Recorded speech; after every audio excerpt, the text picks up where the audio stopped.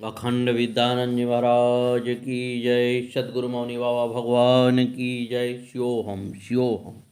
गुरु गीता के प्रत्येक महामंत्र गुरु भक्ति का गीत है। यह जब शिष्य की समर्पण साधना की सरगम से सरबुद्ध होता है तो इनकी सम्मोहकता भुवन मोहिनी होती है। गुरु भक्ति के ये गीत समर्पण के संगीत से सजकर शिष्य की चेतना में ईश्वरीय प्रकाश की सृष्टि करते हैं। इस महासत्य की अनुभूति अब तक अनेक शिष्यों को हुई है।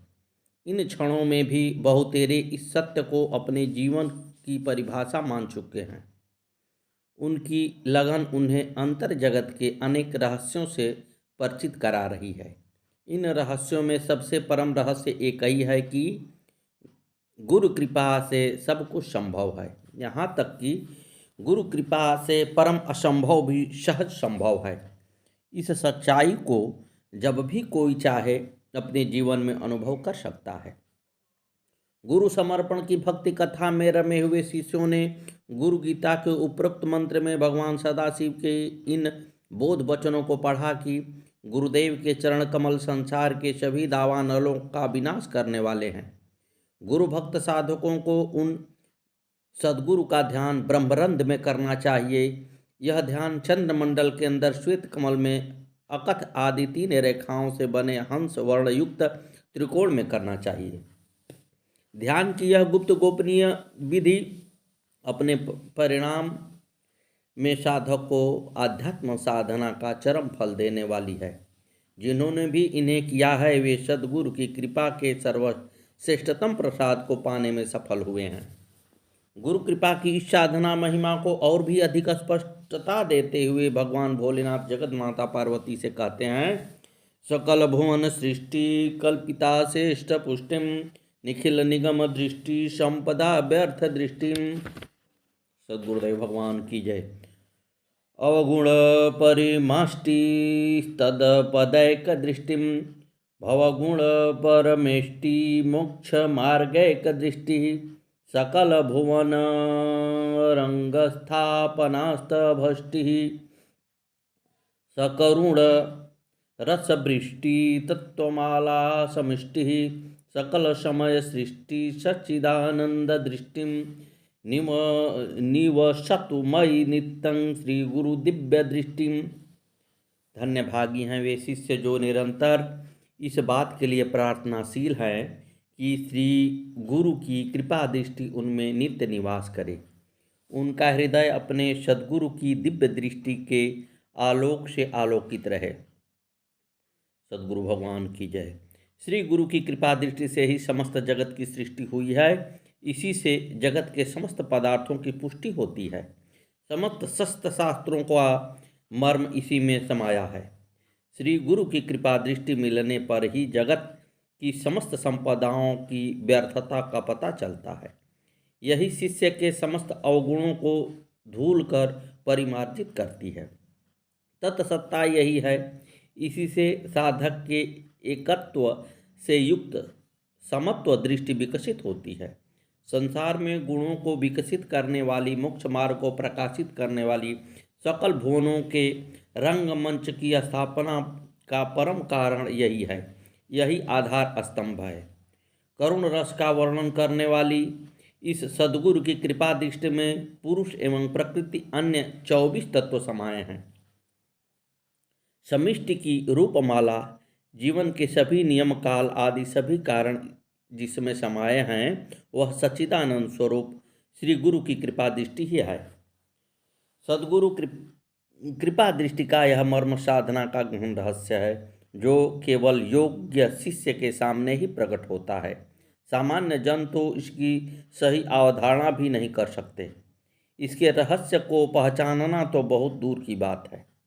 जिसमें शिष्यत्व प्रगाढ़ है, जो समर्पण की साधना में प्रवीण है, जिसने अपनी अहंता को गुरु चरणों में विसर्जित कर दिया है, वही साधक इस अनुभूति का अधिकारी बनता है। अन्य जनों को तो ये बातें कोरी काव्य कल्पना लगती हैं। कई तो ऐसे हैं जो इस बारे में केवल तर्क वितर्क में ही जूझते रहते हैं। लेकिन जो सच्चे शिष्य हैं उन्हें अपने आप ही सत्य की मिठास का स्वाद मिलता है। इस बारे में अनेक मार्मिक प्रसंग विख्यात हैं। कई सत्य घटनाएं संत समाज में प्रचलित हैं। इनमें से एक सत्य घटना ऐसी है जिसमें से गुरु गीता के इन महामंत्रों का मर्म उद्घाटित होता है। यह घटना विशिष्टाद्वैत संप्रदाय के संस्थापक भगवत्पाद श्री रामानुजाचार्य के जीवन की है। आचार्य की कृपा से अनेकों धन्य हुए। इन धन्य भागी लोगों में कुरेश भट्ट की चर्चा होती है। इन कुरेश भट्ट ने अपने सच्चे शिष्यत्व से, सार्थक समर्पण से, स्वयं की अहंता के विसर्जन से गुरु की कृपा दृष्टि का अनुभव किया, जीवन की सार्थकता पाई, सच्चा अध्यात्म लाभ अर्जित किया। कुरेश भट्ट असाधारण मनीषी, परम तपस्वी एवं ख्याति प्राप्त विद्वान थे। उनके तर्कों की धार, प्रवाहपूर्ण प्रांजल भाषा पंडित मंडली को कुंठित कर देती थी। पंडित समाज में उनका भारी मान था। अनेकों योग एवं तंत्र की सिद्धियाँ उन्हें सहज सुलभ थी, पर आध्यात्म के यथार्थ तत्व से वे वंचित थे। इस बात की कसक उनमें थी, लेकिन साथ ही उनमें कहीं इस बात का सूक्ष्म अहंग भी था कि वे परम विद्वान एवं सिद्धि संपन्न हैं। अध्यात्म की जिज्ञासा एवं विद्वता के अहंग ने उन्हें द्वंद्व में डाल रखा था। समझ में नहीं आ रहा था कि वे किसे अपना मार्गदर्शक गुरु बनाएं। अंत में बड़े सोच विचार कर वे उन्होंने आचार्य रामानुज की शरण में जाने का निश्चय किया। आचार्य उन दिनों भारत की धरती पर सर्वमान्य विद्वान थे। उनके तप की प्रभा से समस्त दिशाएं प्रकाशित थीं।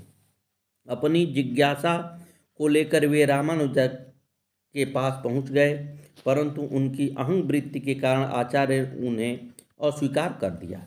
कई बार उन्होंने इसके लिए प्रयास किया, पर हर बार असफल रहे। एक दिन जब वे आचार्य के पास बैठे थे, आचार्य की मुंहबोली बहन अतुला उनके पास आई और बोली, भैया, ससुराल में मुझे रोटी बनाने में बड़ा कष्ट होता है। आपके पास यदि कोई उपयुक्त व्यक्ति हो तो उसे मुझे दे दीजिए, ताकि वह मेरी ससुराल में खाना पका सके। कुछ देर सोचने के बाद आचार्य की दृष्टि पास बैठे कुरेश भट्ट की ओर गई और उन्होंने कहा, कुरेश, मैं तुम्हें अपना शिष्य तो नहीं बना सकता, परंतु यदि तुम चाहो तो मेरी इस बहन के यहाँ रसोई बना सकते हो। परम धनवान, महाविद्वान, प्रचंड तपस्वी, सिद्ध संपन्न कुरेश के लिए ऐसा प्रस्ताव सुनकर पास बैठे लोगों चौंक पड़े। लेकिन कुरेश अहंग भाव से भले ग्रस्त हों, पर शास्त्र के मर्म से परिचित थे। उन्हें सद्गुरु की कृपा दृष्टि का मर्म पता था। बिना क्षण की देर लगाए उन्होंने प्रस्ताव स्वीकार करते हुए कहा, प्रभु, आप शिष्य न सही मुझे अपना सेवक होने का गौरव दे रहे हैं, यही मेरे लिए सब कुछ है। उस क्षण से लेकर वर्षों तक वह अतुला की ससुराल में रोटी बनाते रहे, सबको प्रेम पूर्ण भोजन कराते रहे। साथ ही उनका मन सद्गुरु के ध्यान में रमा रहा। प्रार्थना की इस निरंतरता ने अनेक उनके अहंग को धो डाला। उनकी चेतना उनके सद्गुरु से एक हो गई। आत्मज्ञान एवं ब्रह्म ज्ञान की विभूतियाँ उनमें आ विराजी। एक दिन आचार्य स्वयं उन्हें लेने उनके पास आए और बोले, वत्स, अब तुम स्वतः ही मेरे शिष्य बन गए हो। सद्गुरु की अमृत वाणी कृपा दृष्टि को पाकर उनका जीवन कृतकृत्य हो गया। सचमुच ही सद्गुरु कृपा ऐसी है जो शिष्य के जीवन में शुद्धतम बना देती है। सद्गुरुदेव भगवान की जय। श्री मौनी बाबा जी भगवान की जय। हरिओम साईं। गुरुदेव की लीला सुने। नथीलाल गुप्ता की पत्नी विजय लक्ष्मी बताती हैं, उनके परिवार पर किसी ने कुछ तंत्र मंत्र कर दिया था। पता चला कि मौड़ी आश्रम पर भूत प्रेत का इलाज होता है। वहाँ अर्जी लगाई। जो कुछ करा हुआ था वह वहाँ से कट गया। बच्चों को तब से खूब कामयाबी मिली। इनका शरीर उठता न था।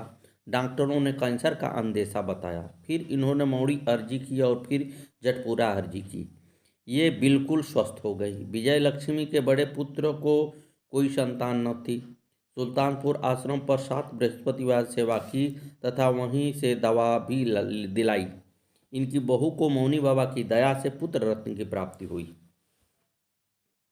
जोगिंदरी की छोटी बेटी करिश्मा बहुत छोटी सी थी, तब से वे मौनी बाबा जी की परिक्रमा में जाया करती थी। ये अब 11 में पढ़ रही है। इन्होंने मौनी बाबा की जीवित रहते उनके दर्शन न किए। बाद में जब आश्रम पर उनका शरीर अंतिम दर्शन के लिए रखा गया था, तब इन्होंने उनके दर्शन किए। इनको अक्सर मौनी बाबा सपने में दिखाई देते रहते हैं। सदगुरुदेव भगवान की जय। श्री मौनी बाबा जी भगवान की जय। सोनी के पिताजी का नाम राकेश कुमार है और वह ग्राम भटौली के रहने वाले हैं। इनका भाई अमित 1 वर्ष का था। उसे हर्निया की बीमारी हो गई थी। उसके लिए ऑपरेशन बताया गया था। जब ये उसे अस्पताल ले जाते तो कभी डॉक्टर ना आता, कभी मशीन खराब मिलती। लोगों ने बताया कि मौड़ी आश्रम मौनी बाबा की शरण में जाओ। वह गए और बच्चे को मौनी बाबा के सामने पेश किया। वे पिताजी से बोले, डॉक्टर को दिखा ले।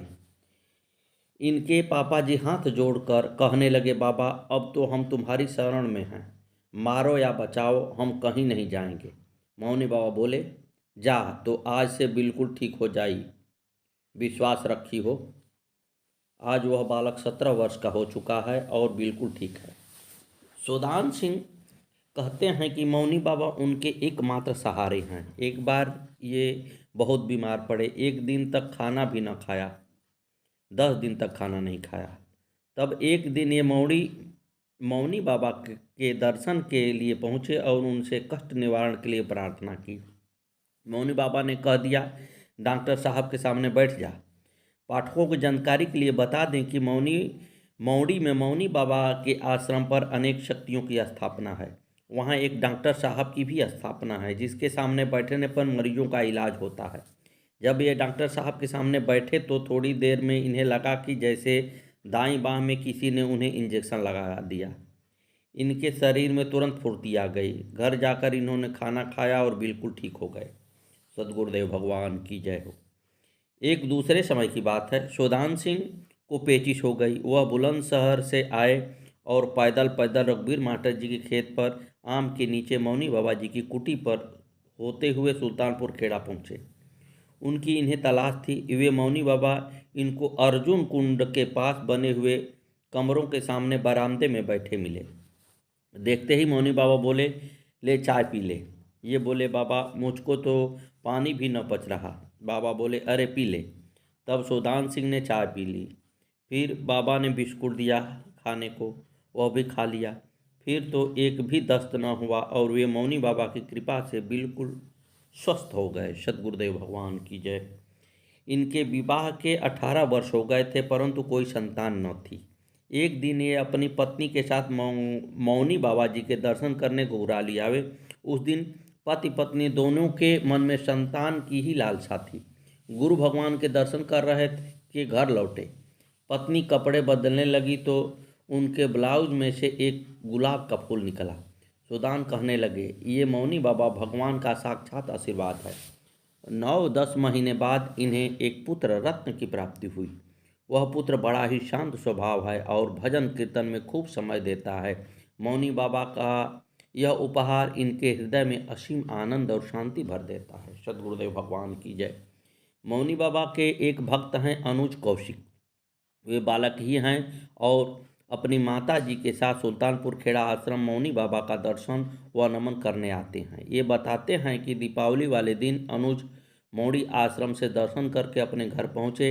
इनके पिताजी उस दिन किसी बात को लेकर बहुत तनाव में थे।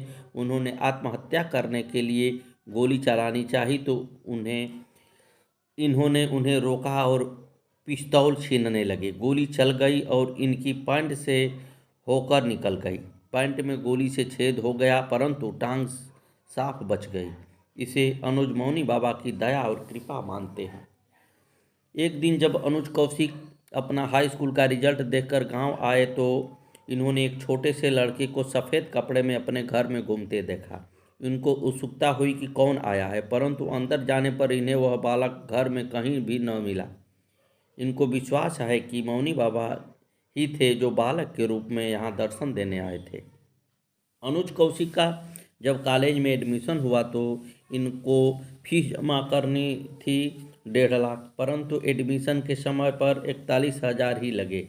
उसी कॉलेज में उसी सीट पर उसी नंबर पर मौनी बाबा की कृपा से फीस घटकर 41,000 हो गई। इनकी माँ कुसुम मौनी बाबा की भक्त हैं और बताती हैं कि इनके घर में बहुत अशांति और कलह थी। मौनी बाबा की शरण में आए तो धीरे धीरे शांति होती हुई चली गई। जो लोग इस पर हंसते थे उनके आज मुंह बंद हो गए। सद्गुरुवे नमः, सद्गुरुवे नमः, सद्गुरु मौनी बाबा भगवान की जय। आगे की कथा कल।